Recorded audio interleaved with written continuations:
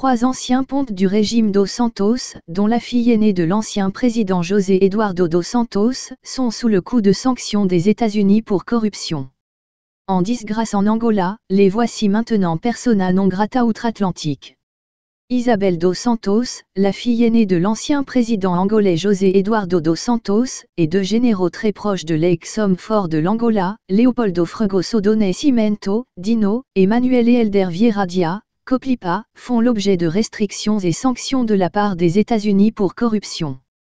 Intervenue le 9 décembre, date de la Journée internationale de lutte contre le phénomène, l'annonce, qui concerne une série de personnalités en Amérique latine, en Afrique et en Europe, émane du département américain du Trésor, dirigé par Anthony Blinken.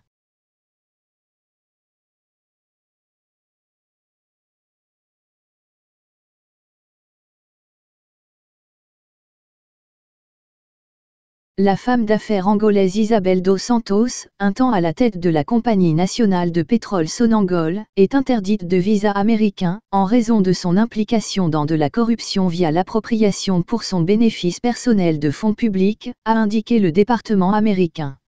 Une décision prise dans le cadre d'un programme de sanctions appelé Global Magnitsky. Les 2 généraux angolais, leur épouse et leurs enfants vont viser par la même mesure. Concernant Dino et Coplipa, le Trésor américain pointe leur implication dans le détournement et l'appropriation de milliards de dollars de fonds publics pour leur intérêt personnel. À la tête de plusieurs groupes, dont Cochan, Geni et Béa, les généraux sont accusés de détournement dans le cadre de contrats d'infrastructures et de fourniture d'équipements militaires ainsi que d'actes de corruption dans le cadre de marchés publics.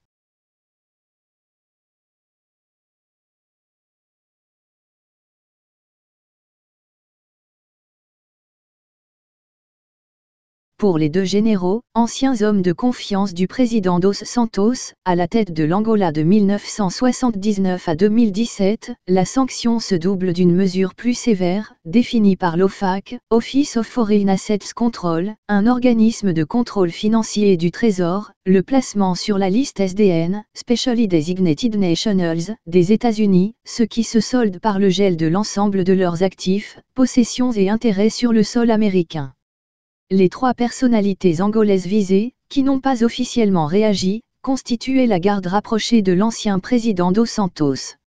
Autrefois très puissants en Angola, ils sont en situation difficile depuis l'arrivée au pouvoir du successeur de dos Santos, João Lourenço. Ce dernier, pourtant issu du même parti que dos Santos, le MPLA, a engagé une série de réformes et déclaré la guerre à la corruption dans une croisade soutenue par la communauté internationale et les bailleurs de fonds mais qui divise son camp.